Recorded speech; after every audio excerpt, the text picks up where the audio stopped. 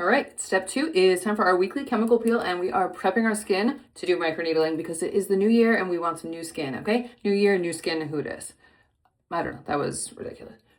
I love this company. I use 2 companies, but this one is like absolutely my favorite. This is Makeup Artist Choice, and the ones that I use the most are probably the 40% lactic acid peel. You literally by the next day, literally right after your skin is glowing. And then this is the 15% salicylic acid peel. So I'm just gonna kind of spot treat that after. This, you literally watch it turn white like immediately. It's pretty crazy. Very satisfying to watch.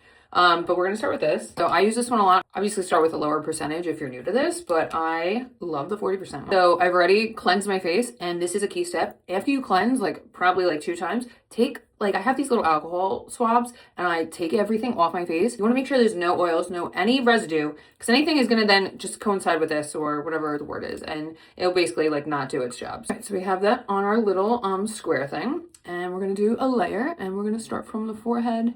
And we're gonna swipe it on. You don't want to be like dripping with it, but you don't want it to be like dry. And we're gonna go over everything.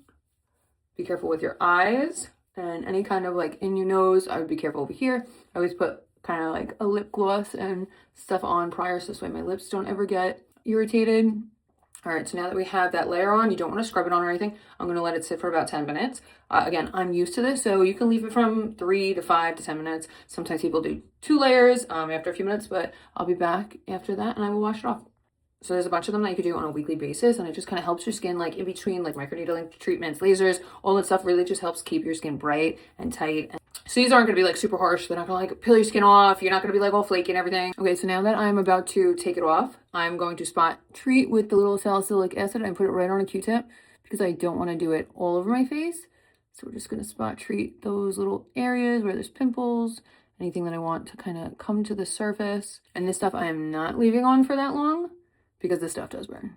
And as you can see over here, it's starting to get that frosting on it.